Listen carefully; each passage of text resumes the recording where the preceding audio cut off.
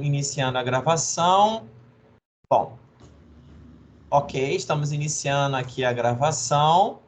Então, todos sabem que estão sendo gravados, tá?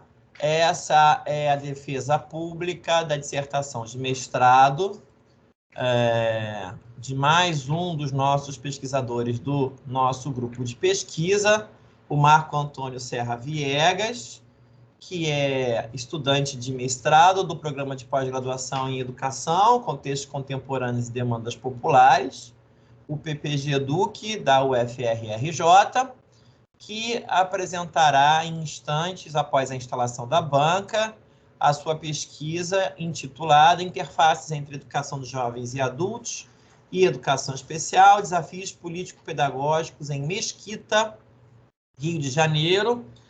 Essa banca é composta por mim, que sou o orientador do professor Marcos, eu sou o professor Alan Damasceno, e pelas duas queridas professoras, companheiras, amigas, a quem eu agradeço imensamente o aceite ao convite, a Adriana, a nossa querida prata da casa, a professora Adriana Alves, que é a nossa investigadora do campo da educação dos jovens e adultos, leciona a disciplina de EJA na graduação, ou seja, uma professora aí com uma trajetória histórico-política de militância nessa modalidade, a quem nós já agradecemos o retorno, porque ela já esteve na banca de qualificação do Marcos, contribuiu muitíssimo e está conosco nessa ocasião mais uma vez. Muito obrigado, Adriana, por aceitar o nosso convite, sobretudo nessa data, né? Porque a gente está no final de férias, então eu sei que as Adrianas, as duas fizeram concessão aí na agenda para participar dessa banca, uma vez que esse é o prazo que o Marco tinha. Em prazos institucionais, vocês sabem, né?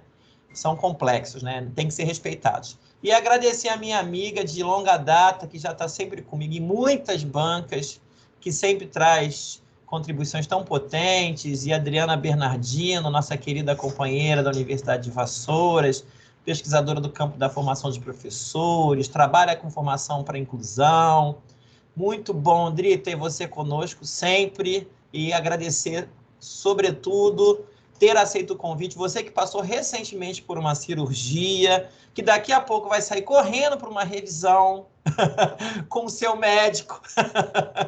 Né? Então, muitíssimo obrigado por ter aceito o convite nessas condições, recém-operada, né? Mas que, né, não se furtou desse movimento solidário e colaborativo de participar aqui da banca do Marco. Muito obrigado, viu, pela sua generosidade e pelo companheirismo de sempre. Eu que agradeço. Marco, querido, então façamos assim. Você sabe, de 20 a 30 minutos, né? A banca leu a sua dissertação, então fique tranquilo, nós conhecemos o seu estudo, sobretudo quem orientou, que fui eu, e siga lá as telas que você organizou, preparou para esse momento, tá bom? Sabe compartilhar a tela? Eu ainda não tenho muita prática, não. Você pode me orientar? Tá, vamos lá. Tá vendo aqui embaixo, no canto inferior da sua tela, do lado direito, está escrito compartilhar. Mas você já tem que estar com as telas abertas. Ela já está aberta? Não. Só um momento, então.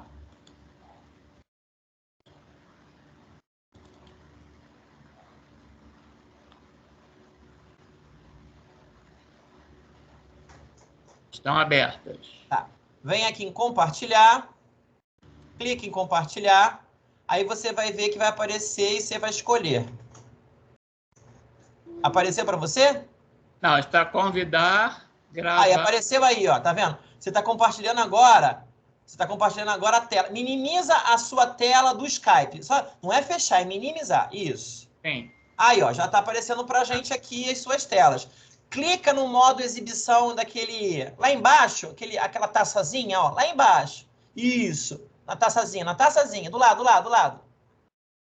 Não, aí não. No outro lado. Do outro lado. Vai, mais um pouquinho. Não, na taça. Onde parece uma taça de vinho. Sim. Aqui, clica aí. Aí vai aparecer... Agora está aparecendo a tela inteira para a gente aqui. Tá? Muito provavelmente você não nos vê. Você só vê a sua tela, não é isso? Eu vejo porque está minimizado, eu vejo só o senhor. Tá, então tudo bem. Você só deve me ver, provavelmente. Mas a gente está te ouvindo, tá? Então fica tranquilo que nós estamos ouvindo você. Pode começar quando quiser, pode. Então, boa tarde, né? Mais uma vez agradecer ao professor Alain pelo se comprometer com as férias dele, né, para poder ver essa dissertação, porque foi um prazo que o PPG Duque deu, né? O prazo se encerra amanhã, dia 1º, então tivemos que correr com o trabalho. Agradecer à professora Adriana Alves, que está retornando, né? Teve na minha qualificação. Muito obrigado pela presença. E a professora Adriana Bernardino, por ter se disposto do seu tempo, né, em poder ler o trabalho e estar aqui presente. Gratidão a todos pelo carinho que tiveram comigo, né? Então, começando mesmo, o tema do estudo da pesquisa, interfaces entre educação especial, jovens e adultos, EJA, em educação especial, conhecimentos políticos e pedagógicos, em Mesquita, Rio de Janeiro, né? Eu sou Marco Antônio Serra Viegas, orientado pelo professor Alain, sou professor do município de Mesquita, professor de educação especial, graduado em pedagogia e pós-graduado em educação especial pela PUC-Rio, né? Essa pesquisa se deu, né, porque eu trabalhando como professor de educação especial, no atendimento educacional especializado, né, no AE, eu atendia alunos do EJA. Eu trabalho numa escola do município de Mesquita, uma escola de educação especial, que só tem alunos de educação especial em classes especiais. Me despertou o tema porque esses alunos eram do 5º ano e foram incluídos em uma escola que tem do 6º ao 9º ano, Fundamental 2. E eles retornaram para fazer sala de recursos comigo, né? Na escola de origem. E eu percebi muitas questões, muitas dúvidas deles que eles me traziam, e muitas reclamações, né, do que acontecia nas outras escolas. Os objetivos da pesquisa foram, né, caracterizar a política de inclusão de estudantes, jovens e adultos, público-alvo da educação especial no município de Mesquita. Caracterizar no âmbito das políticas públicas de educação do município de Mesquita a concepção da implementação do atendimento educacional especializado. E aí, dentre esses objetivos... Marco, me permita uma interrupção. Você não pulou ali uma tela, não? Tive a impressão de que você passou uma tela. Objetivos, para mim, não. Apresentação... Não. Então tá. Clica aí no OK para ver se vai. Isso. Objetivos, OK. Objetivos, questões de estudo. OK. Quantas questões de estudo, né, foram levantadas? Quais as perspectivas da educação de jovens e adultos na escola brasileira contemporânea para estudantes público-alvo da educação especial? Quais os desafios para as escolas que estão realizando a inclusão de estudantes público-alvo da educação especial na educação de jovens e adultos? Quais contribuições desse serviço para a inclusão de estudantes público-alvo da educação especial na educação de jovens e adultos? E quais têm sido as experiências de inclusão de estudantes, jovens e adultos público-alvo da educação especial na EJA, né? Na educação de jovens e adultos? E aí, para justificar essa pesquisa, esse trabalho, né? Essa dissertação de mestrado, né? Percebeu-se a falta de políticas públicas relacionadas à inclusão em educação, o que reverbera na segregação, né, dessas pessoas com deficiência, né? Por quê? Porque os espaços que elas ocupam são espaços diferenciados de aprendizagem, não são espaços comuns a todos os estudantes, né? Principalmente na questão do EJA, né? Estudante público-alvo da educação especial no EJA. E aí, tendo como base uma falta essencialmente de políticas, ou uma falta de vontade política. Políticas públicas nós temos, né? Temos muitas políticas públicas. E eu levanto essa pergunta, a falta de vontade política em realizar essas políticas públicas, em colocar essas políticas públicas em prática. Né? Situação problema. Né? Pensar a educação como emancipação tem relação direta com o tema da pesquisa, acerca das políticas públicas de inclusão de estudantes da educação especial na interface com a educação de jovens e adultos. Essa pesquisa me permitiu refletir sobre a educação de jovens e adultos na educação especial na perspectiva inclusiva, né? E esses processos de inclusão desses estudantes e as dificuldades enfrentadas nas escolas, né? A fim de apontar respostas ou soluções que possibilitem a inclusão efetiva desses estudantes. Então, porque esses alunos que eu atendia esses estudantes, né, que eu atendia no atendimento educacional especializado, traziam muitas questões e muitas reclamações, né? Uma fala de um estudante aqui, a professora falou que ele atrapalhava a aula dela. Então, assim, muitas dificuldades que eles tinham em se sentir incluídos, né? Da sala de aula e dentro da escola. Fundação teórico-metodológica, a pesquisa teve como proposta a teoria metodológica, a proposta teórico-metodológica, a teoria crítica, valência do pensamento de Adorno, de Horkheim e de outros filósofos da Escola de Frankfurt. A teoria crítica de Adorno nos faz refletir sobre a importância de vivenciar experiências nos contextos educativos, né, com o pensar democrático de libertação e emancipação. E aí eu só quero fazer uma colocação de Pereira 2017, que ela fala, né, o movimento de estudo na teoria crítica, que refletimos sobre a importância de vivenciar experiências, né? É o mesmo que libertar e emancipar. Então, vivendo as experiências, você consegue se libertar e se emancipar daquilo que te aliena. Assim como base na teoria crítica, como suporte teórico-metodológico, não é possível classificar a mesma como quantitativa ou qualitativa, né? Nesse sentido, compreendemos que a teoria crítica, praxis e teoria estabelecem conexões difundindo sobre o objeto de conhecimento. Né?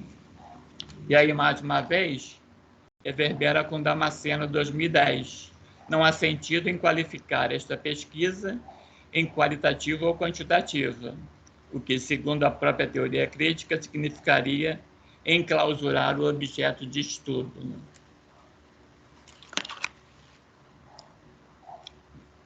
Mas os slides sobre fundamentação teórico-metodológica também foram utilizados no estudo a autores como Freire, Arroio e Damasceno. Né? Nas questões referentes à educação inclusiva, os principais autores consultados foram Alan Rocha Damasceno, Mônica Pereira dos Santos e Rosana Glatt.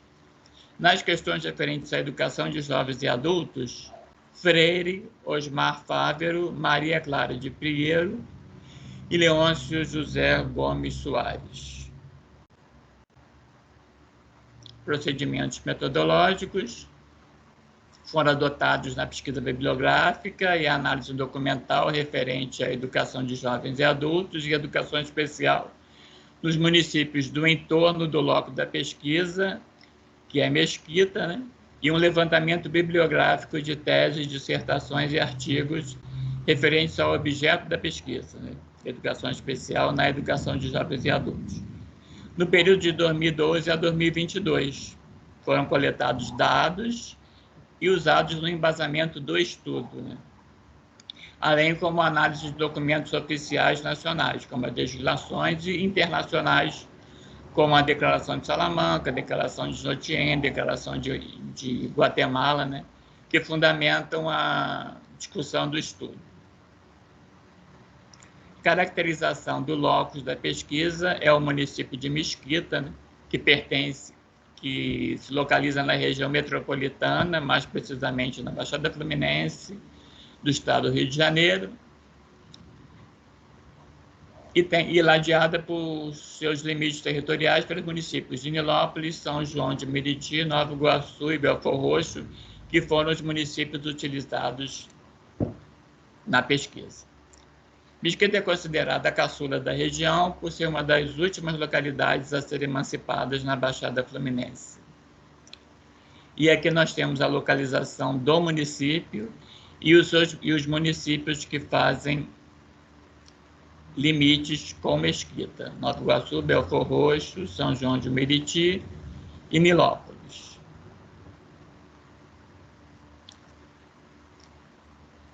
No período da pesquisa, né, do município de Mesquita, segundo informações da Secretaria Municipal de Educação, né, o setor de matrículas, em março de 2012 haviam 67 estudantes matriculados na educação de jovens e adultos.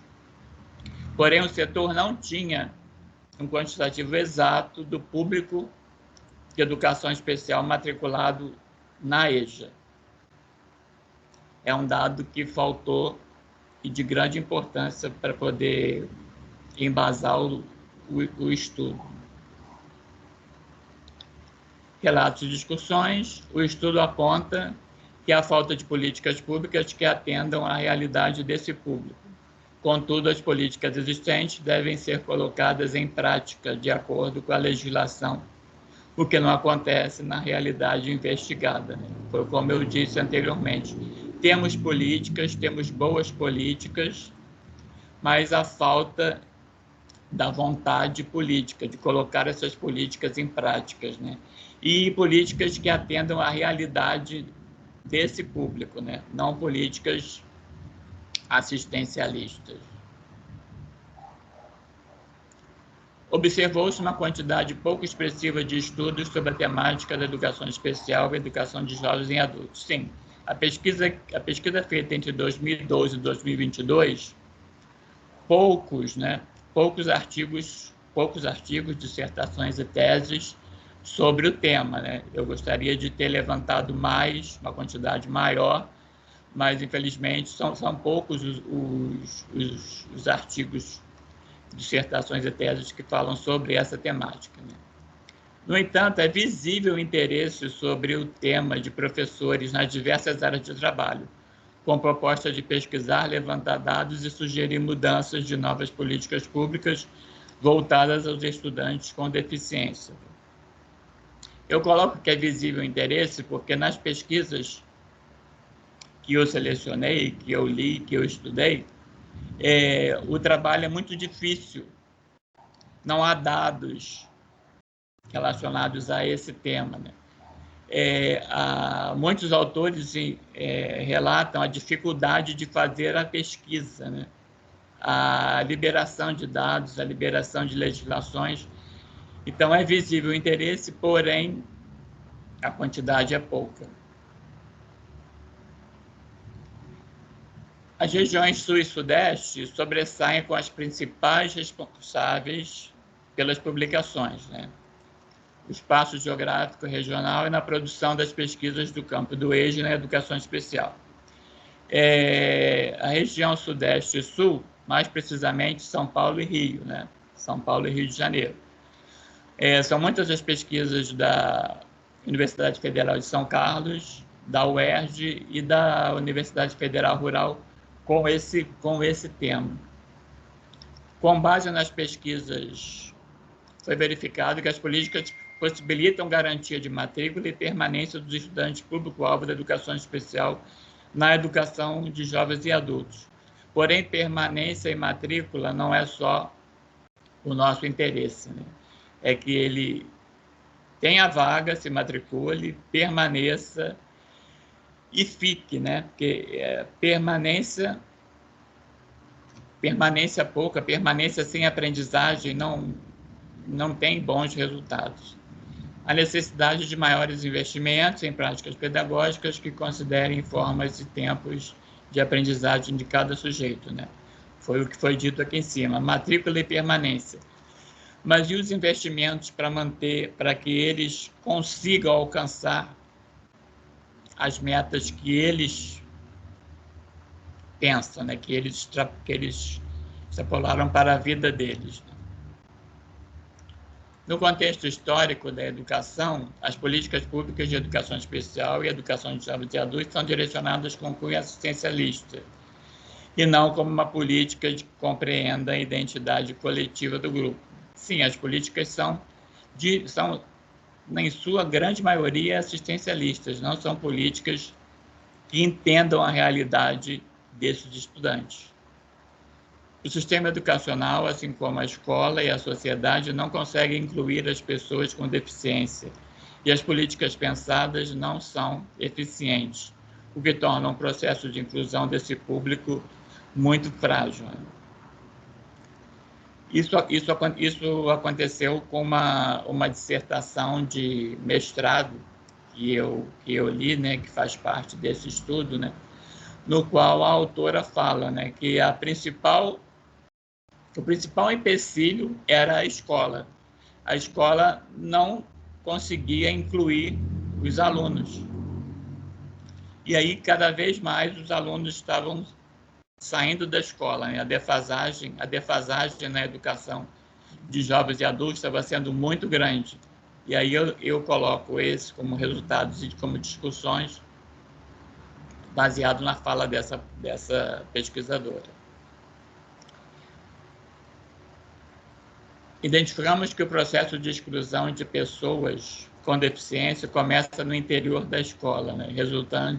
resultante de inúmeros fatores como a cultura da segregação das minorias, a falta de vontade política do governo em fiscalizar as legislações, a infraestrutura defasada, as condições de trabalho do professor e baixa remuneração e a precariedade do material didático específico. Cultura da segregação das minorias, né? Porque os estudantes com deficiência são segregados dentro das escolas, né? Não falo em todas, mas em sua grande maioria. Vontade política do governo, não, de todas as esferas de governo, federal, estadual e municipal, né? Em fiscalizar as legislações, porque se são criadas as legislações, elas têm que ser colocadas em práticas e fiscalizadas. Infraestrutura defasada. Escolas que não têm condições de receber os alunos, de não receber os estudantes. Escolas que não têm uma infraestrutura mínima, uma sala de aula que comporte esses estudantes. Condições de trabalho do professor e baixa remuneração. Sim, os professores da educação de jovens e adultos não têm suas condições de trabalho excelentes. Não digo nem excelentes, digo condições de trabalho possíveis, né, para realizar um bom trabalho. E a baixa remuneração, que isso não é só do professor do EJA, né? Todos nós que somos professores passamos por isso. Precariedade de material didático específico. Não existe um material didático específico para o EJA e para os estudantes de educação especial, para os estudantes com deficiência. Já não existe um material didático específico para o EJA, né? São reaproveitados os livros de outras séries, né? De outros níveis, né? Como o Fundamental 1 e o Fundamental 2. E para a educação especial, para o público, os estudantes com deficiência, menos ainda. Então, é muito precário o material didático. E aqui eu levanto duas questões. A EJA está se consolidando como mais um espaço de segregação aos estudantes de educação especial ou como uma possibilidade de transformação social? Qual a função social do EJA? A percepção que a inclusão é um processo que engloba fatores de dentro e de fora da escola. Então, são questões que foram levantadas por mim quando realizei o estudo, né? E não consegui respostas. E aí eu espero, numa próxima pesquisa, usar essas três como questões de estudo. Considerações finais. Meio com essa pesquisa foi promover a discussão sobre as políticas de inclusão dos estudantes público-alvo da educação especial na educação de jovens e adultos, por meio dos estudos, documentos oficiais e políticas públicas dos municípios estudados, né, os municípios do entorno do locus da pesquisa, Mesquita, Nova Iguaçu, Nilópolis, São João de Meriti, Rio e Belford Roxo, que possam promover a efetiva inclusão desse público. Marco, me permita eu acho que valeria a pena você explicar que, embora você tenha escolhido Mesquita como locus da pesquisa, você Sim. também dialogou com os municípios. O motivo pelo qual você dialogou com os municípios fronteiriços a Mesquita. Essa é uma informação de que quem está aqui não está entendendo. Ah, sim, sim. Porque você botou no seu título que você focou Mesquita. Ok, mas você está falando dos municípios que são fronteira. E aí? Vamos lá, professor. Por trabalhar numa escola de educação especial, a única escola da Baixada Fluminense, né, que resiste até hoje, né, vários estudantes de outros municípios vêm para Mesquita. E, assim, Mesquita não tem ainda uma política pública de educação especial para a educação de jovens e adultos. Existe um movimento que são as salas de acolhimento que funcionam na educação de jovens e adultos para os responsáveis, pais, mães, que não podem deixar seus filhos em casa, mas querem estudar e ficam nessas salas de acolhimento. Os filhos ficam nas salas de acolhimento que são atendidos por estagiários ou professores. Mas isso não é uma política de educação especial na educação de jovens e adultos, é uma política só da educação de jovens e adultos. E por que os municípios fronteiriços? Eu quis fazer um apanhado, uma discussão de como a Baixada se posiciona quanto à educação especial na educação de jovens e adultos. E qual a minha surpresa, ou não, né, de que os municípios que fazem fronteira com a Mesquita também não possuem políticas direcionadas à educação especial na educação de jovens e adultos. As políticas não contemplam esses estudantes na educação de jovens e adultos. Tanto Belford Roxo, como São João de Meriti, quanto Nilópolis. Foi percebido, assim, no município de Nova Iguaçu, alguns indícios de que o município tenta trabalhar a educação especial na educação de jovens e adultos. E isso é colocado no texto da dissertação. Então, assim, como eu não percebi em Mesquita políticas atuantes na educação de jovens e adultos para os estudantes com deficiência, eu fui consultar os outros municípios que fazem fronteira com Mesquita. E qual a minha surpresa? Que os outros municípios também não possuem políticas direcionadas à educação especial na educação de jovens e adultos. Não existem políticas que contemplem e atendam os estudantes de educação especial na educação de jovens e adultos. Perfeito, Marco, perfeito.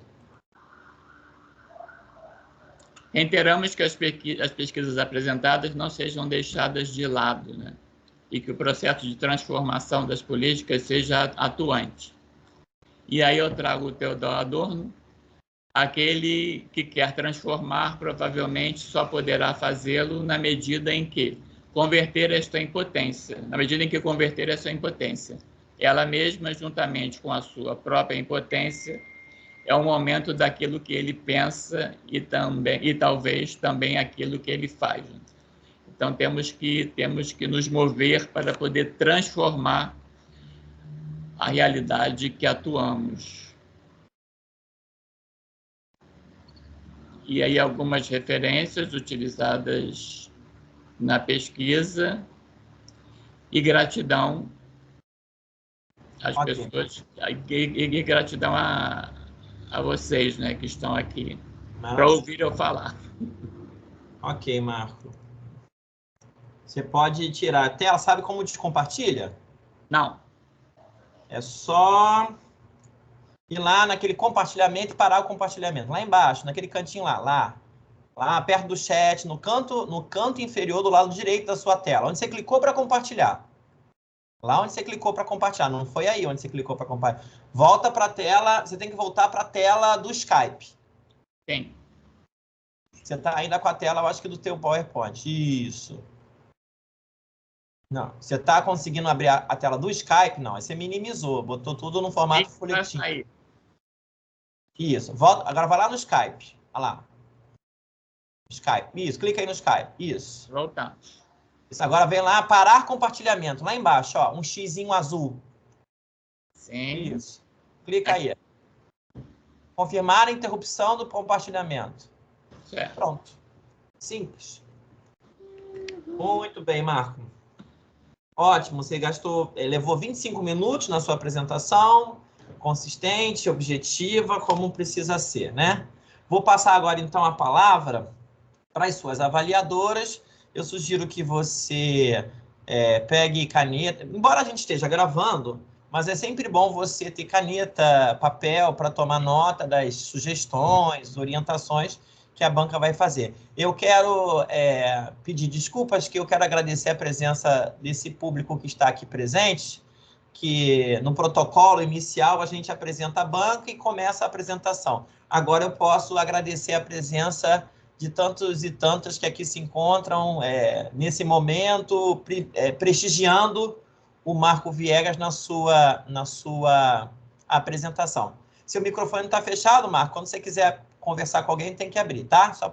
Então, vamos começar, como tradicionalmente fazemos, com a convidada externa, né? Que é externa à instituição, que é a nossa queridíssima professora, porque é uma banca de Adrianas, né? Então, a professora Adriana Bernardino, a quem, novamente, reitero meus agradecimentos. Então, e eu também agradeço demais essa parceria, né, Alan? É sempre um prazer muito grande.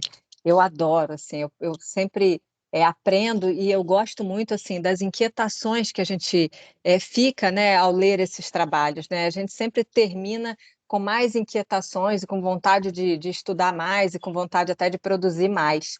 E esse assunto é um assunto, assim, que já há anos, né, a gente vem batalhando por cada vez divulgar mais, por cada vez criar mais políticas, enfim, tentar dar mais embasamentos, e a gente vai percebendo que corre, e vão surgindo novas demandas, e vão surgindo novas exclusões, vão surgindo novos limitantes, né? Então, assim, a gente ainda está num passo muito aquém daquilo que a gente precisa realmente fazer para poder obter resultados melhores, né? Parece que a gente está sempre muito atrasado.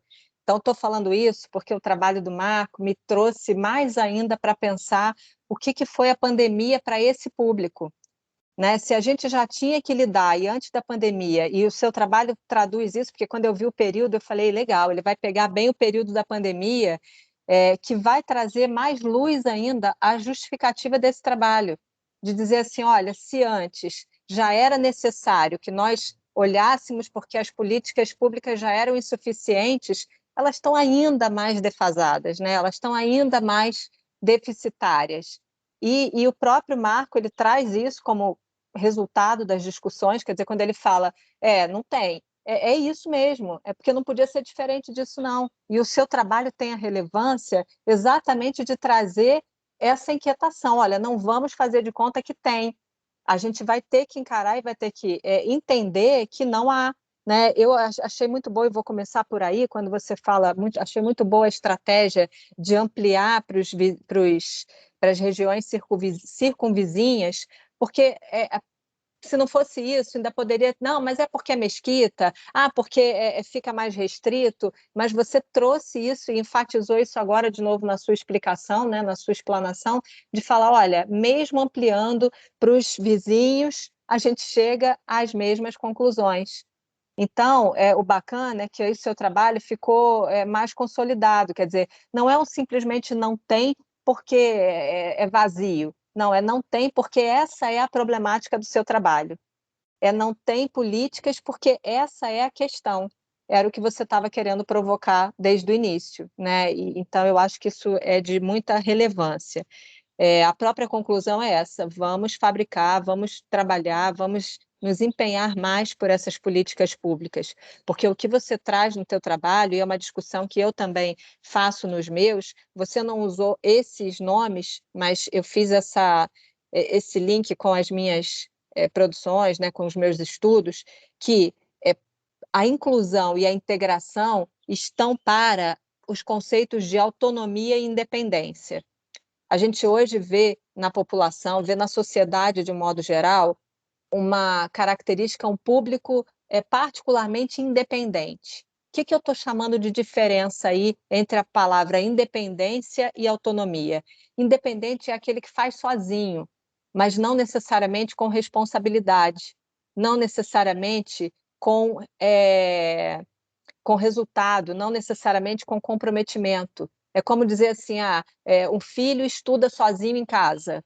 Agora, ele estuda de forma dedicada, ele estuda de forma responsável, ele estuda... Então, isso é que prevê a diferença entre a autonomia e a independência, trazendo aí para o conceito de autonomia uma funcionalidade, né? Realmente uma independência funcional. Eu estou comparando com a sua fala o tempo inteiro no trabalho de inclusão versus integração.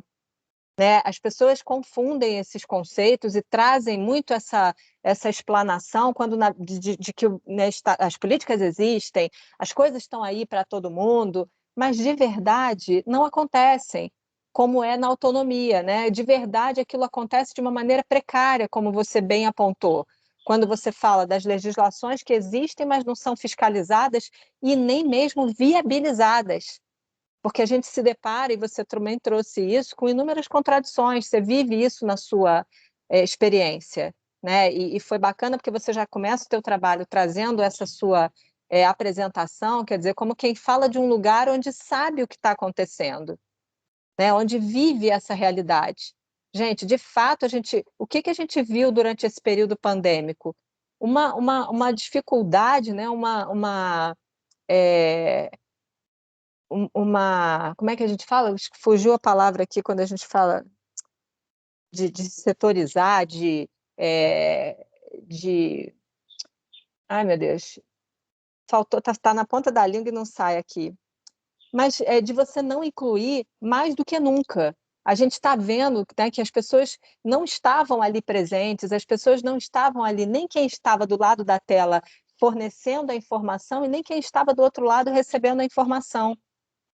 Né? São as pessoas, você foi falando, eu fui também destacando aqui o que eu já tinha apontado no teu trabalho, a falta de infraestrutura, né? A falta minimamente, né? A Alan começou apontando aqui da cirurgia pela qual eu passei recentemente, e assim, aí a gente se depara com a limitação de que a gente vai em determinados lugares e a gente não tem acessibilidade, que a gente está falando já há quanto tempo, né? De que a gente ainda não tem, a gente volta num assunto ainda tão lá atrás, né, de um tema que já está sendo tão falado e que a gente ainda não tem essa condição mínima de dar acesso, né, que dirá o acesso metodológico, que dirá o acesso atitudinal, né? Então a gente se depara com essas diferenças. As próprias metodologias, a gente ouve muito hoje falar de metodologias ativas, mas são raríssimos, e você também levanta isso, são raríssimas as oportunidades de metodologias que se apliquem ao estudante com deficiência. Por quê? Porque não são pensadas essas pessoas. Elas ainda são vistas sob um olhar muito assistencialista, né? E pouco funcional. E o teu trabalho, ele mostra, apesar da gente já saber, mas eu acho que é incansável a gente fazer isso 1 milhão de vezes mesmo, porque a gente tem que mostrar e tem que trazer à luz cada vez mais que, olha, não vamos fazer de conta que isso está acontecendo, porque não está. Enquanto isso, pessoas continuam sendo segregadas. Era essa palavra que eu estava procurando aqui. A segregação continua acontecendo em todos os cenários, né? No metodológico, no social, no atitudinal e etc. Uma outra coisa muito interessante, né, que você aponta, e aí eu tenho visto isso na minha prática profissional também acontecendo assim, por incrível que pareça, apesar de ser no Sudeste, que a gente encontra mais produções, que a gente encontra mais suportes, né, teóricos, a gente encontra também nas regiões mais precárias a funcionalidade maior da inclusão. Então, eu estou falando isso porque recentemente eu vim de um trabalho que eu desenvolvi em Manaus e eu voltei de lá encantada pela forma como eles entendem a inclusão bem mais funcional do que nós fazemos aqui no Sudeste, sabe? Parece que eles saem daquela posição mais assistencialista e também menos comprometida só com as imagens e só com as políticas, né, faladas, e eles entram mais na realidade daqueles que precisam. Então, eu estou falando isso porque eu vi de muito perto o trabalho com os ribeirinhos, que também são cotidianamente excluídos de toda a realidade.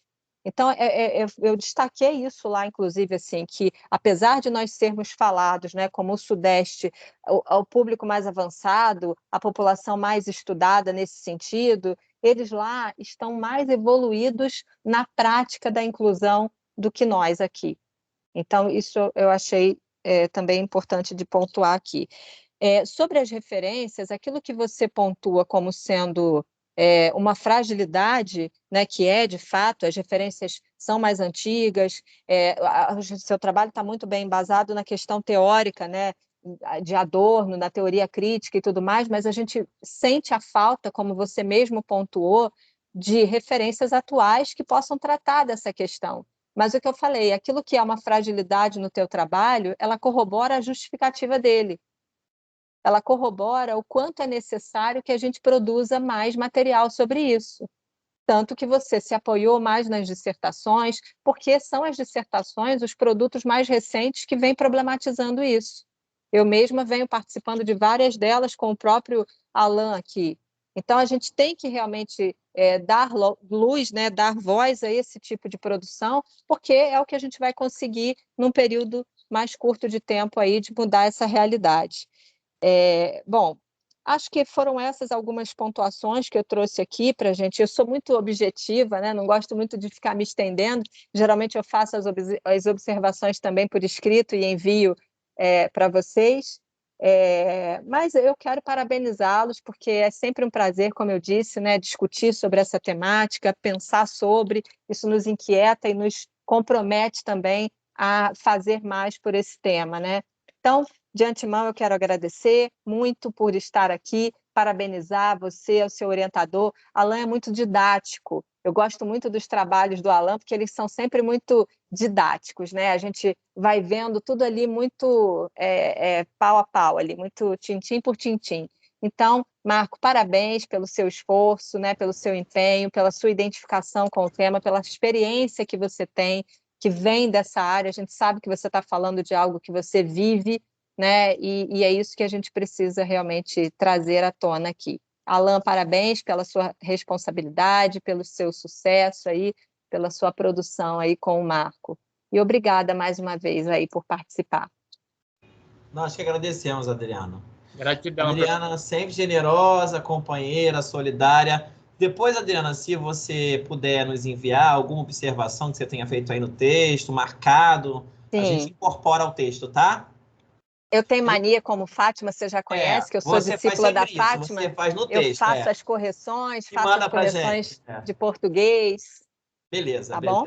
Obrigado, Adri. Marco, gostaria de falar alguma coisa em relação às contribuições da professora Adriana Bernardino? Sim, a sensibilidade da professora, né? Em perceber tudo que eu coloquei no texto, né? Que realmente eu falo muito da minha experiência, porque eu vivencio isso, né? E que bom que eu fui entendido. Que bom que eu fui entendido. Gratidão, professora, gratidão. Maravilha. Parabéns. Então, seguindo aqui o nosso protocolo, nós vamos passar aí agora para a fala, as contribuições da nossa queridíssima professora Adriana Alves, que felizmente já teve na sua banca de qualificação, trouxe muitas contribuições. Você lembra? As contribuições da Adriana foram fundamentais para o texto ter ficado, nessa estrutura que nós temos hoje. Então, já agradecemos de novo a querida Adriana Adri por essa parceria.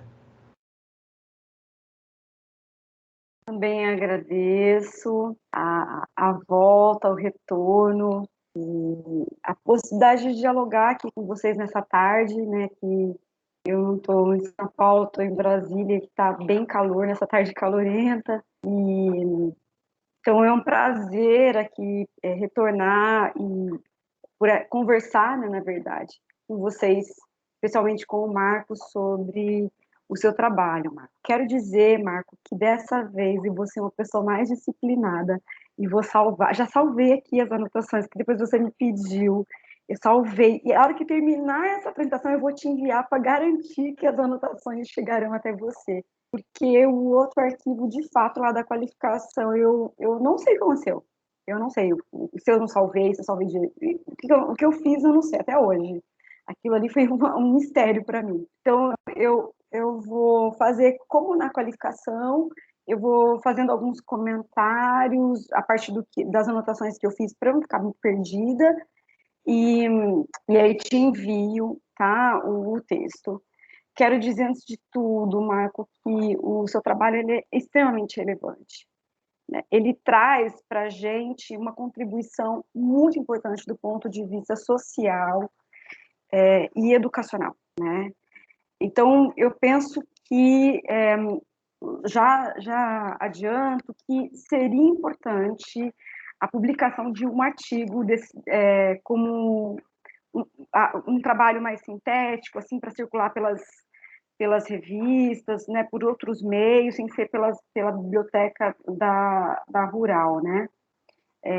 O próprio trabalho, assim, os dados que ele apresenta, a realidade que ele coloca para a gente, para o leitor, traz para a gente dados para a gente pensar políticas públicas, e aí eu nem vou falar só apenas políticas públicas mais, né? Eu vou falar um pouco o nosso papel na universidade, nosso papel como professor, como é que a gente precisa cada vez mais se movimentar em torno de uma educação de jovens e adultos, uma educação inclusiva, uma educação que de fato atenda às pessoas e que seja de fato um espaço de exercício de direito para todas as pessoas.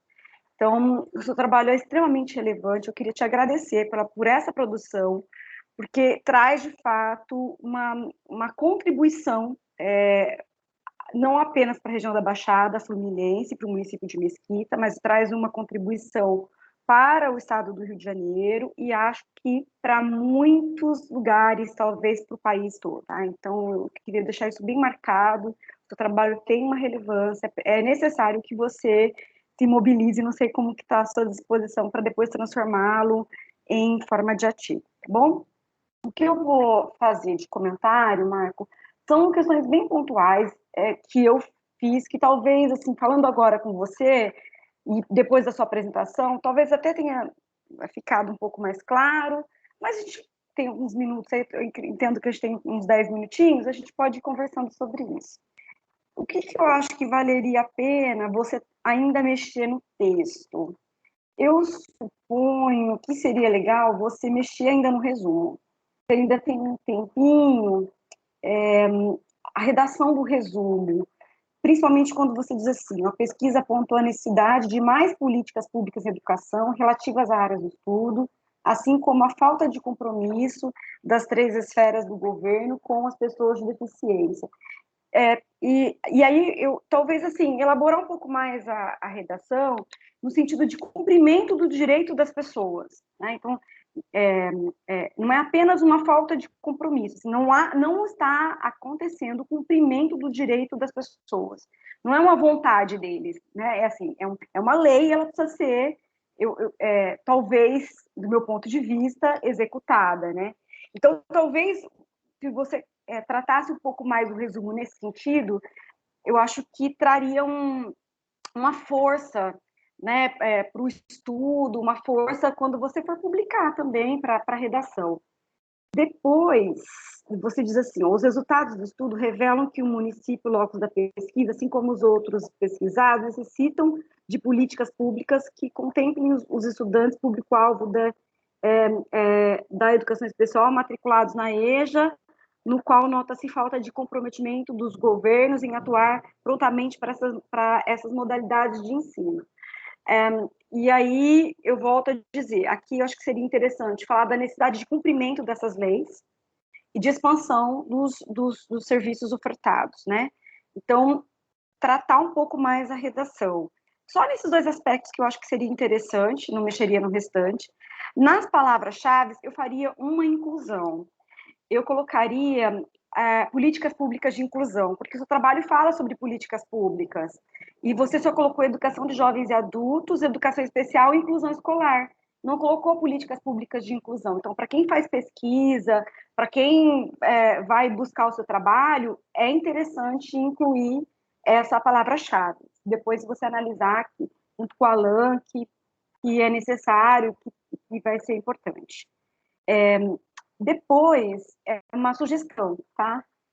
Eu tenho feito isso com os meus orientandos. No PPGE não é obrigatório, eu acho que no PPGEDUC também, escrever resumo em espanhol.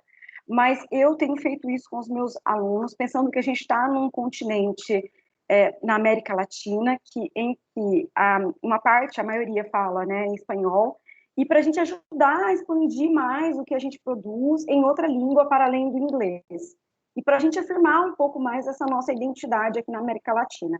Então, se você tiver disponibilidade, tiver alguém que possa te ajudar com o resumo, se o PPGEDUC permitir, se vocês acharem interessante, talvez produzir o resumo em espanhol também, acho que seria um bom posicionamento, né, político, ainda mais frente ao tema que essa pesquisa coloca, que são as políticas de inclusão, que são formas de inclusão social e educacional.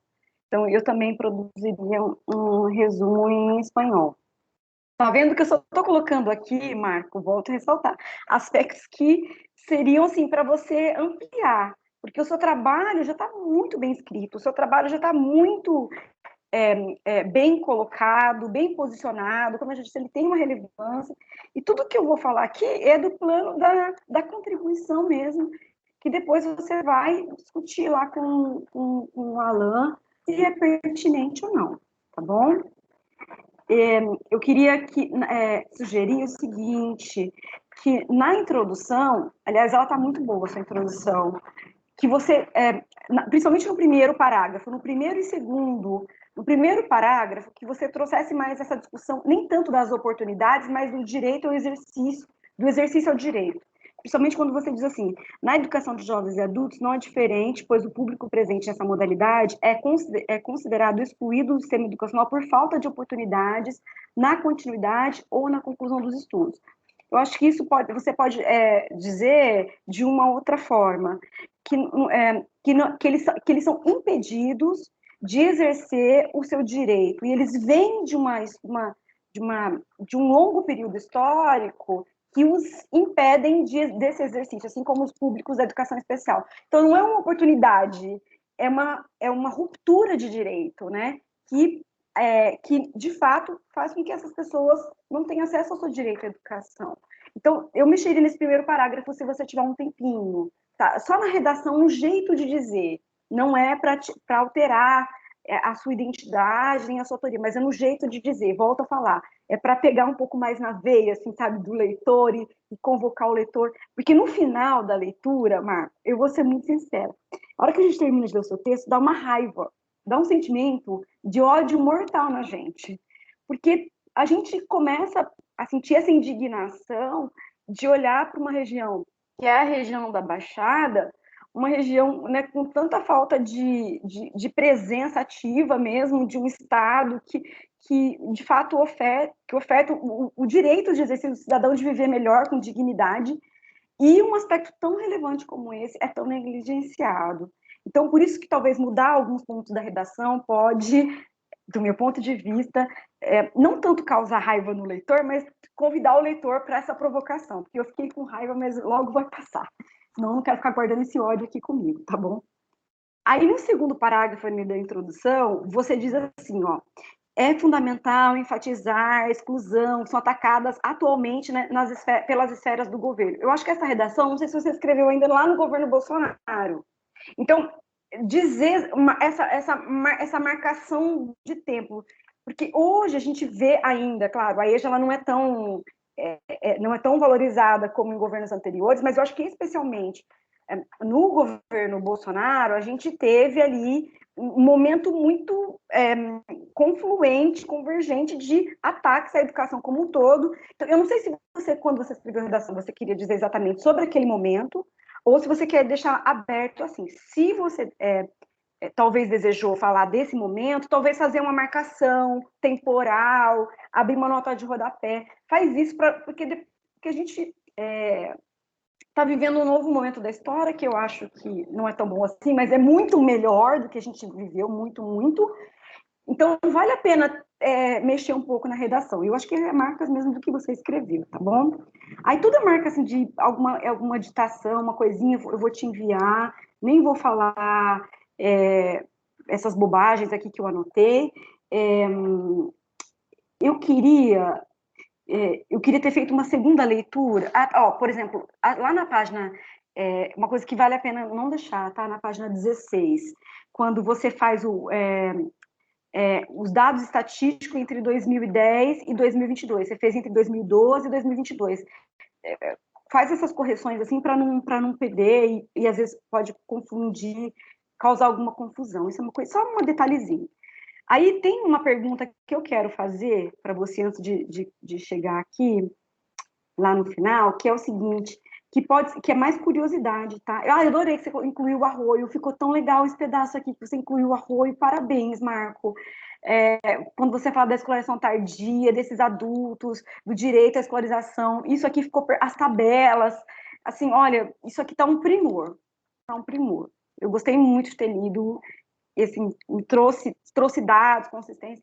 É uma pergunta que eu queria te fazer, que pode ser que escapou na minha leitura. Então, nem é curiosidade mesmo, tá? Até quero pedir desculpa se passou na minha leitura. Que assim, quando você faz as buscas pelos trabalhos publicados, não ficou claro para mim quando você fez a data dessa pesquisa. Pode ser que tenha passado ali na minha leitura. Então, quando você fez essa pesquisa, por exemplo, se você fez há 2 anos atrás, se você fez há 1 ano atrás, se você fez há meses atrás, eu acho que é importante deixar essa marcação, não sei se você colocou. E eu não ficou claro para mim também quais são as palavras-chave, como que você fez essa busca de palavras-chave, como você escolheu esses critérios. Ou se você apenas foi mesmo fazendo ali, colocou as palavras-chave do seu próprio trabalho. Ou se você escreveu, e se você escreveu e eu não vi, eu já peço desculpas, porque deve ter passado na minha leitura. Não sei se você quer responder agora ou depois. O que você quer? Responde agora, Marco, é melhor. Bom, professora Adriana, as pesquisas foram feitas depois da qualificação. Então, foi no período de 2022. E as palavras-chave, foi feita uma busca no texto, né? Tem um programinha que faz isso, né? E aí foram as palavras que foram selecionadas. Foram selecionadas outras palavras, mas aí eu achei essas as que sobressaem mais no texto. Isso você escreveu na dissertação? Isso está escrito. Tá escrito. Tá. Então eu que perdi, tá vendo? Perdi. Já peço desculpas, tá? Na leitura, pode ter passado mesmo. Aí deixa eu só voltar aqui, tá terminando.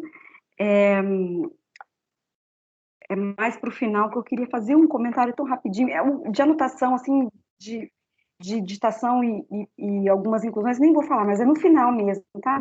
É rapidinho. Deixa eu passar, é que eu tô vendo aqui, e é no final.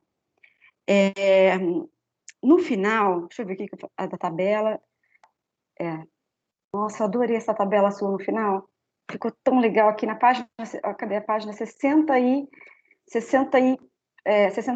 quando você coloca toda a base, ano por ano, a quantidade. Isso ficou bem interessante, bem marcado, assim, ao fiscar, assim, Depois eu fiquei me perguntando, por que ao fiscar parece que ela apareceu mais que as outras universidades? Tem algum sentido? Isso eu que não sou da área, fiquei me perguntando. E adorei a sua análise, ela é muito pertinente, ela é profunda. Deixa eu só no final, tá, Marco? É rapidinho. Lá nas considerações finais. Nas considerações finais, o que você faz? Você retoma de novo. Cadê considerações finais? Ah, tá. Antes das considerações finais, lembrei que eu tinha que falar aqui uma coisa importante, que é uma estética, mas é uma bobagem, mas eu acho que isso vale a pena você mexer no seu trabalho. Quando você coloca as metas, por exemplo, a meta municipal, 10, lei ordinária, você coloca escaneado. Não fica claro, não está muito claro, o que está escrito ali não está muito claro. Ou eu deixaria e embaixo faria uma digitação com a redação clara. Eu não deixaria assim porque não está muito claro. Tá? É uma questão mais de visibilidade mesmo. Isso é importante dizer. E lá no final, muito rapidamente.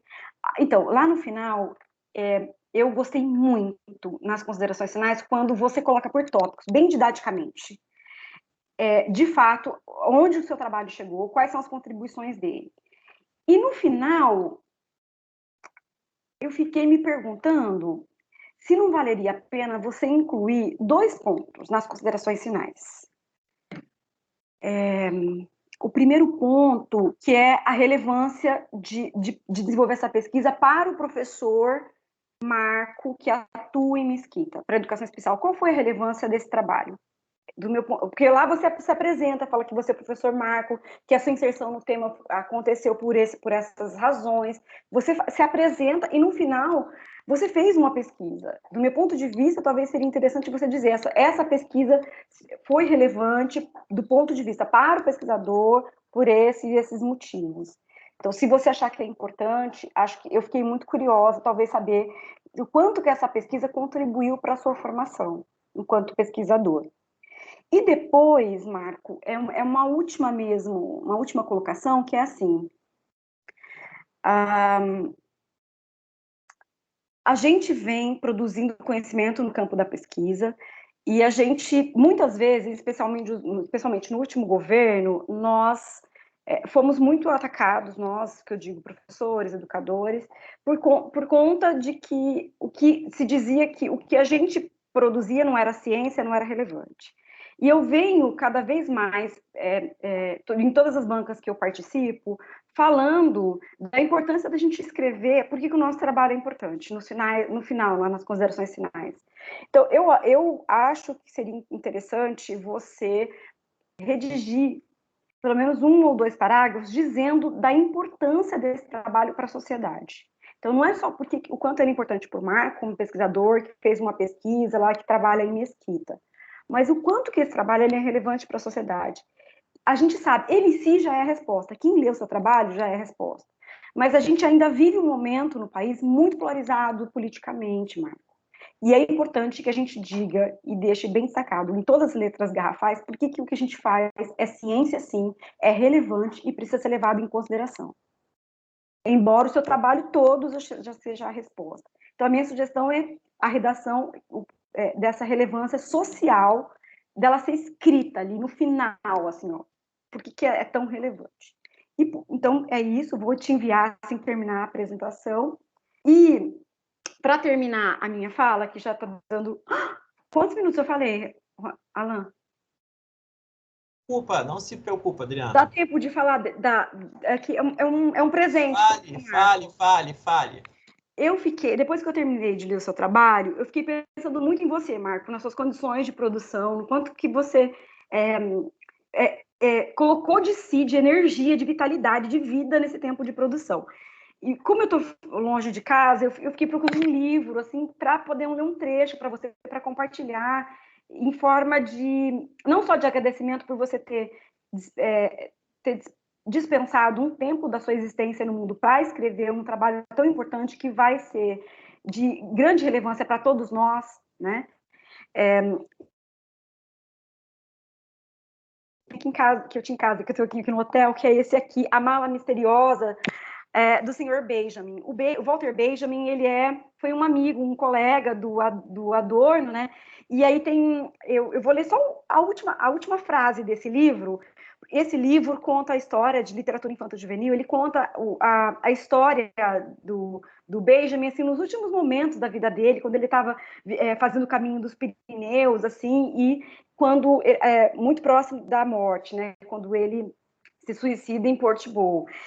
E aí, a trama da história é contando do Benjamin, ele carregando uma mala, porque a história, assim, ele carregava uma mala e ninguém sabe o que tinha naquele mala, mas aquela mala era muito importante para ele. Era uma mala, assim, extremamente relevante e ninguém sabia o que tinha na mala. Ele levou a mala, ele chegou até em Portbou, que foi a cidade onde ele morreu, com a mala, mas no final, ninguém sabe o que aconteceu com a mala, né? Os colegas dele, os pesquisadores tentaram achar o que aconteceu com a mala e ninguém descobriu o que aconteceu com a mala, mas a última frase do livro, se eu estivesse perto de você, eu ia ler para você, eu ia te dar o livro de presente, mas como a gente está tão longe, eu vou ler a última frase. A última parte do livro, tá? Ele é todo colorido, bonito, assim. É um presente para você, tá bom, Marco? É um presente que talvez, acho que vale a pena, assim, por todo o trabalho que você fez. Então, a autora diz assim: as discussões sobre o que estaria na mala misteriosa continuaram. Então, ela estava falando do que tinha nessa mala, né? Até hoje, as pessoas perguntam-se o que o senhor Benjamin poderia ter lá guardado.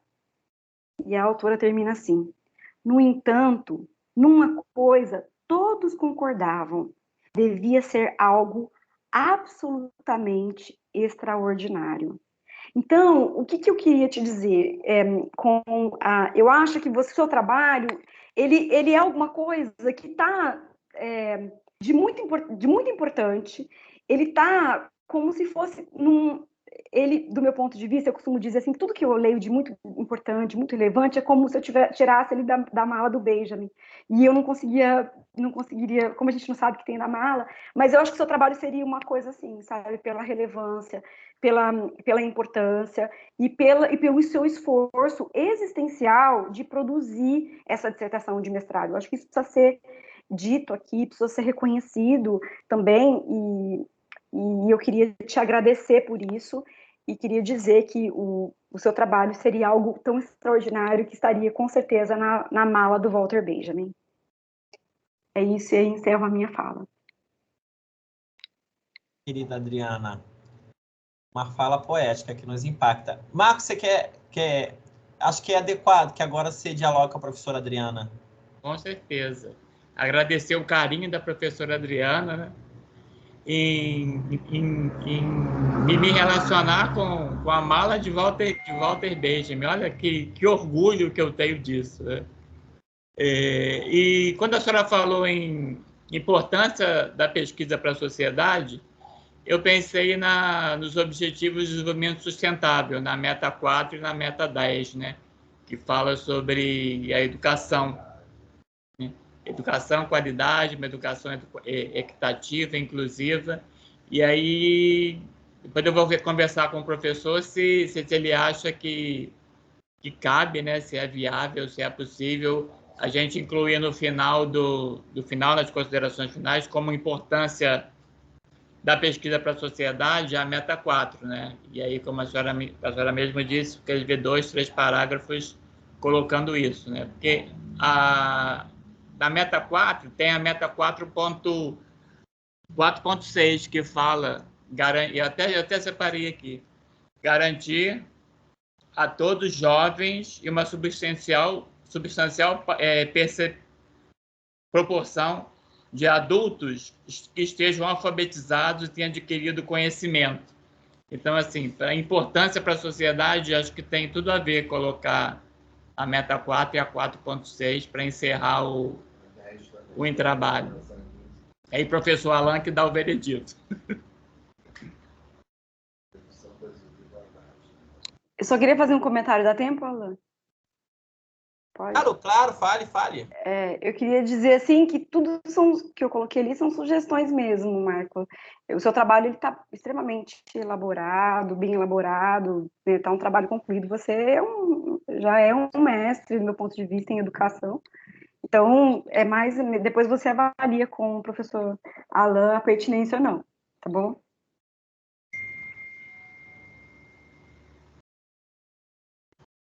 Então, vamos nós, né? Tendo a professora Adriana Bernardino, daqui a pouco tem uma consulta e eu prometi a ela que nós cumpriríamos rigorosamente para garantir a revisão da cirurgia dela daqui a pouco.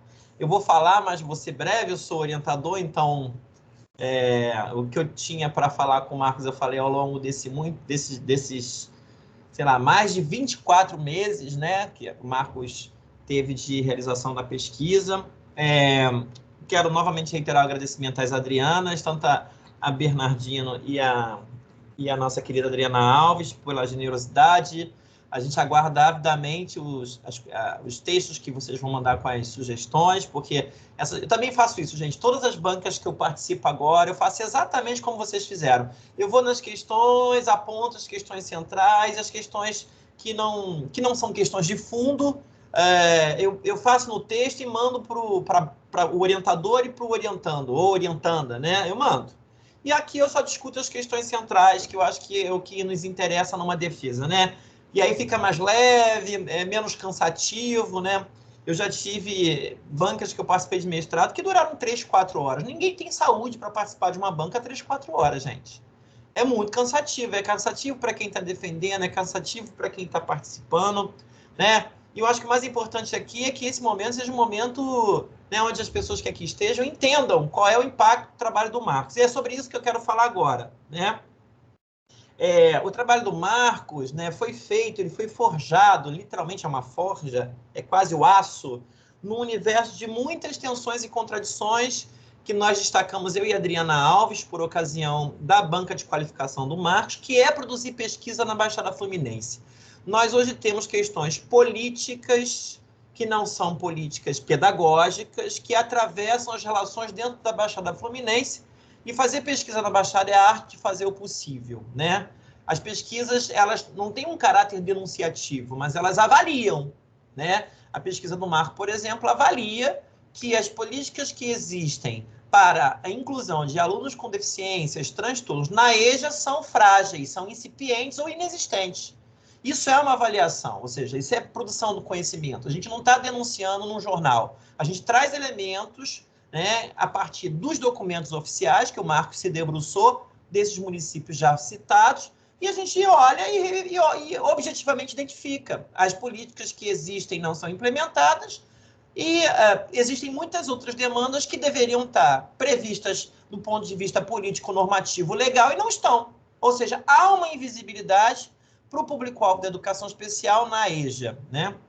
O que revela o caráter de exclusão histórico que a EJA e a educação especial sempre sofreram, e quando elas se superpõem, se atravessam, aí há uma superposição de exclusões. É isso que o Marco está revelando na pesquisa dele.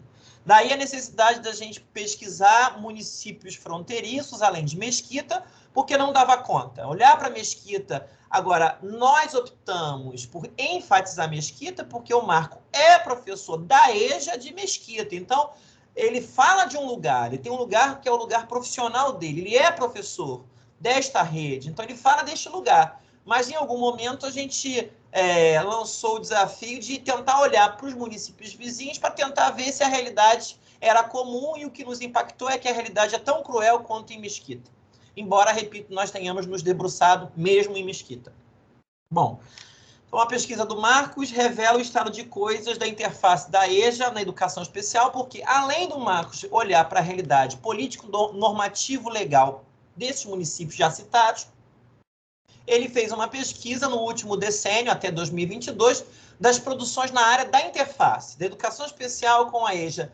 Para nossa surpresa, também a produção no Brasil é incipiente. Ou seja, gente, aluno com deficiência na EJA é quase invisibilizado nesse país. Tá? É isso que a pesquisa do Marcos objetivamente está falando, né? Se os alunos da EJA já sofrem historicamente exclusões, O aluno da EJA com deficiência vai à enésima potência as exclusões que ele sofre. É isso que a pesquisa do Marco revela quando ele avalia toda a produção acadêmica dos últimos 10 anos no Brasil e quando ele olha para a realidade do município que ele trabalha e circunvizinha. Ou seja, o que nos permite afirmar que parece que a questão da inclusão do aluno com deficiência na EJA não é uma questão política nesse país, né? Nos parece isso. Pelo menos do ponto de vista político, documental, não é. Temos pouquíssimos documentos que fazem previsões sobre.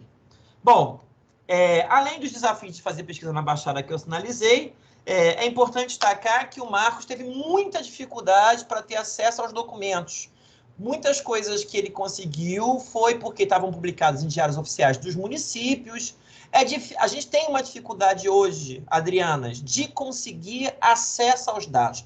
O que nós observamos é que há uma tendência a blindar o acesso que é público aos documentos públicos, né? Então, assim, e não só nós, pesquisadores, identificamos isso. Se a gente ligar daqui a pouco o RJTV ou o Jornal Nacional, vocês vão ver que o mesmo tipo de dificuldade de acessar dados está posto para os jornalistas. Jornalistas que trabalham numa outra perspectiva, que não é a nossa científica, eles revelam, não está disponível, o dado não está disponível, ou seja, são dados públicos que não estão publicizados. Então, gente, é quase a fala da professora Lucília Lino de Paula, que é uma querida amiga nossa, né, Adriana, que foi presidente da Anfop. Ela, fazer pesquisa é a arte de fazer o possível.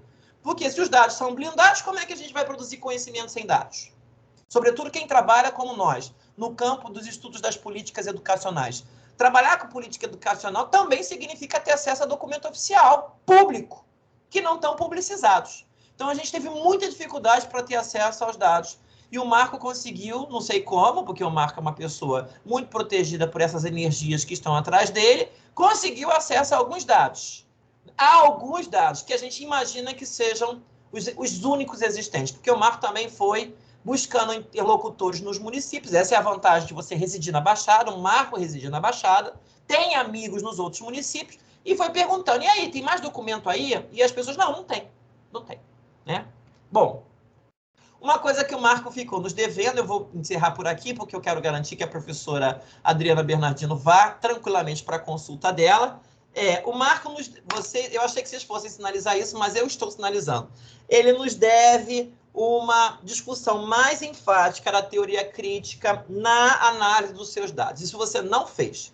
Eu esperei que as meninas fossem destacar isso. Você cita dor? Não cita, aqui e acolá. Mas uma discussão enfática é pegar a teoria crítica e olhar para esses dados e explorá-los, né? Analisá-los à luz do pensar do Adorno, que foi o autor com o qual você optou dentro, né? Que é um conjunto de autores da teoria crítica, o Benjamin é um deles, tem Marcuse, tem o Becker, tem o Adorno, mas enfim, nós temos trabalhado sobretudo com o pensamento do Adorno. Você deveria explorar melhor os seus dados, mas você tem 60 dias, está gravado aqui, a partir de hoje para fazer isso. O que a gente vai combinar publicamente? Toda e qualquer alteração que você fizer nesse texto, você vai botar em outra cor, para quando você me mandar o texto, eu só vou ler as alterações que foram sugeridas e acatadas pelas professoras Adrianas e a análise que você vai fazer, que você ficou me devendo, de cotejar a teoria crítica aos seus dados para poder melhor explorá-los, tá?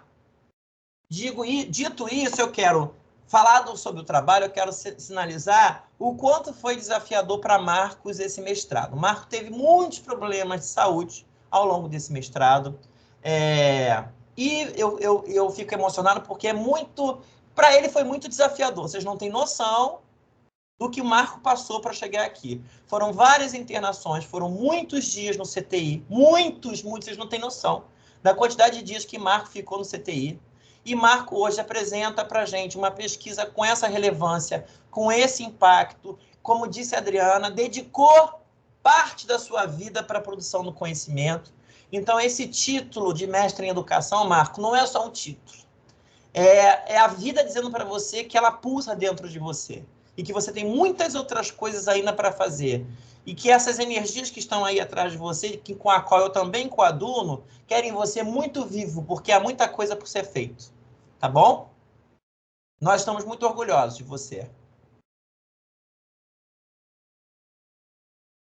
Agora eu sei que você está emocionado, eu vou te dar um tempo para você respirar. eu vou me reunir secretamente, vocês não precisam sair da sala. Eu, Adriana e a outra Adriana, vamos nos reunir aqui no grupo do WhatsApp. Nós vamos desligar a nossa câmera e o nosso microfone. Vocês todos fiquem. E daqui a pouco a gente volta, você bebe uma água e recupera aí o seu fôlego, tá bom?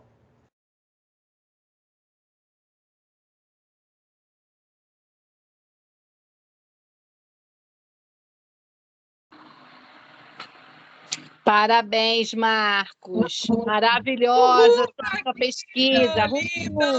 Uhul! Parabéns, meu amigo! Ana Rita. Parabéns, Marcos. Fico feliz. Gratidão, meninas. Gratidão pelas palavras. E aí vocês sabem, né? Tudo que eu passei para chegar aqui, né? Muito bom, meu amigo! Lindo! Foi uma luta, né, Marcos? Mas conseguiu. Enfim, fechou. Uma luta mesmo. Fechou com louvores. Parabéns. Ai, ai, a gente emociona junto com você e pode ter certeza, tá bom? Parabéns ao André também, que com certeza é um grande guerreiro também nessa caminhada, e vocês merecem tudo de bom, tá? Muito, muito feliz por você, mestre, mestre, mestre. Beijo, amiga. Fica com Deus. Abraço para Marcela e no filhão. Flavinha, beijo. Elmária, gratidão, Elmária.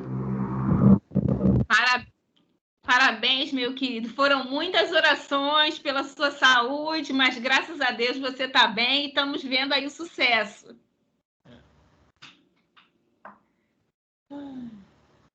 Vamos aguardar a resposta dos avaliadores.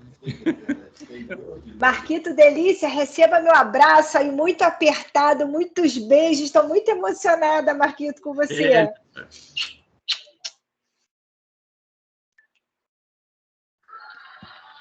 Marquinho, parabéns, Marquinho. Rosana aqui, parabéns. Estou aqui curtindo muito você. Você é inspirador, muito inspirador. Pode ter certeza que você mexe comigo de uma maneira surpreendente. Tá? Estou muito feliz mesmo de estar aqui assistindo ao seu trabalho. Tenho muito orgulho de você, não só pelo que você passou e você venceu, mas pelo seu caráter e pela sua capacidade. Viu? Você é incrível. Parabéns. Beijo. Gratidão, amiga. Quem tá ali? Eu tô aqui um tempão, só que eu tava escondida. A torcida é grande, tá vendo? Você está inspirando essa galera toda, Marquinhos. Continue. Temos muito orgulho de você, meu amigo.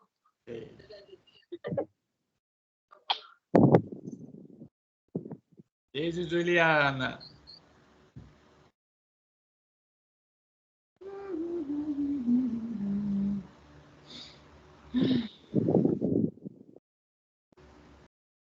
Aquilo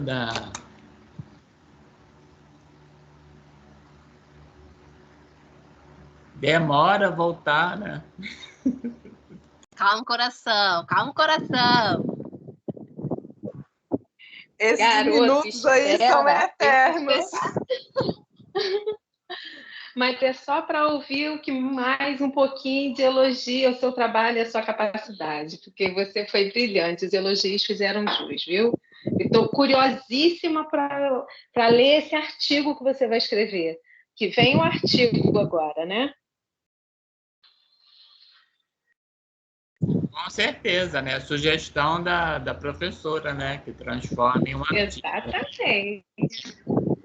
Vai sair o livro também. Além do artigo, vai sair o livro. Eu acho fundamental.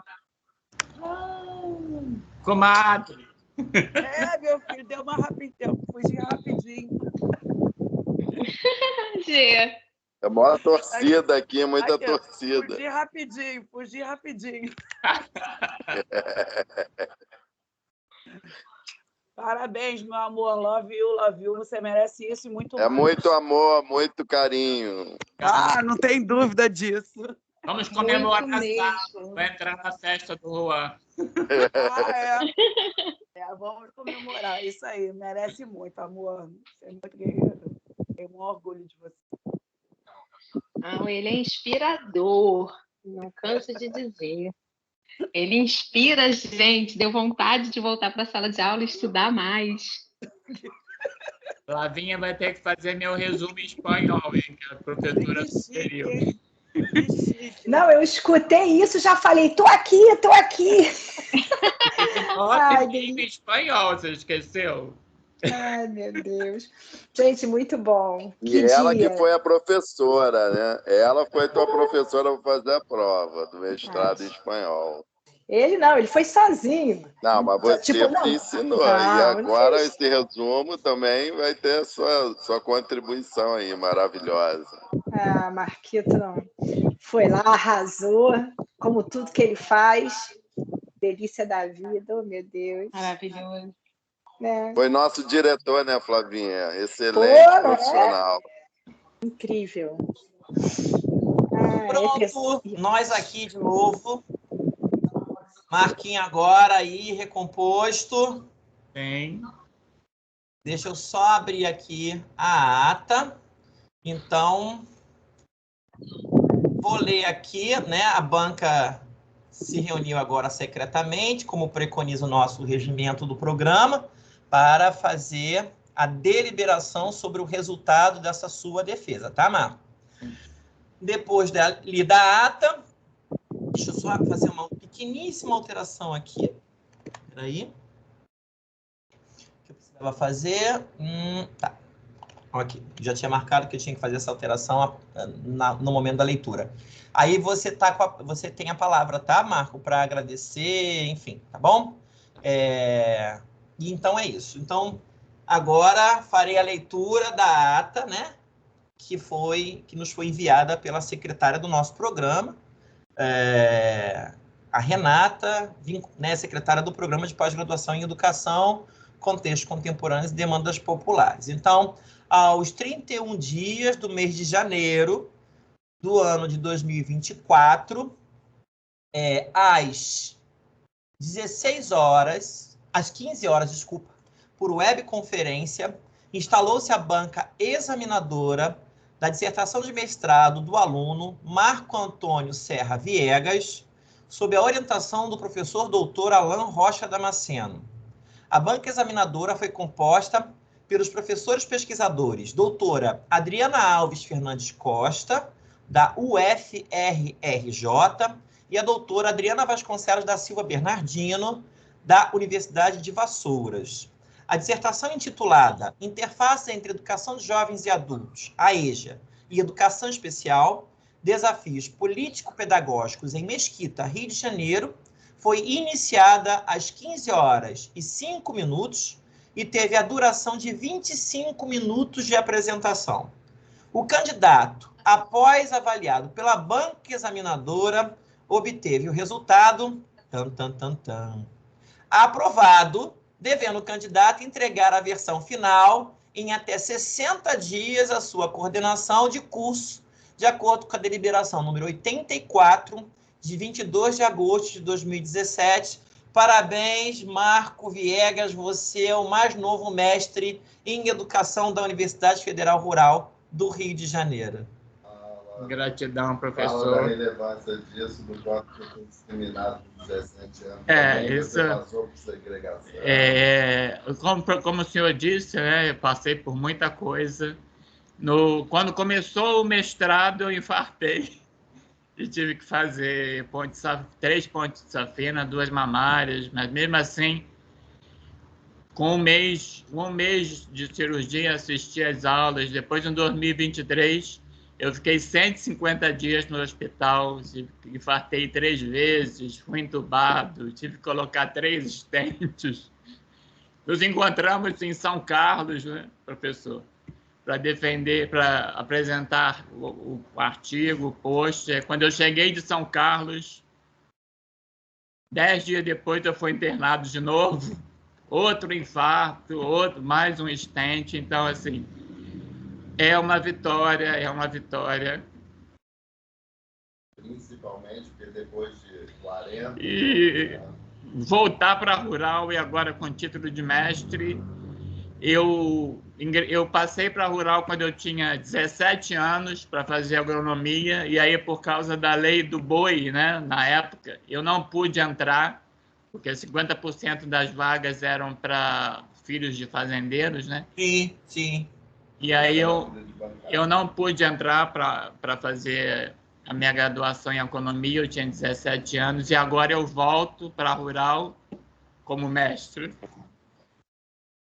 Você é um orgulho, Marco. Nós estamos muito orgulhosos.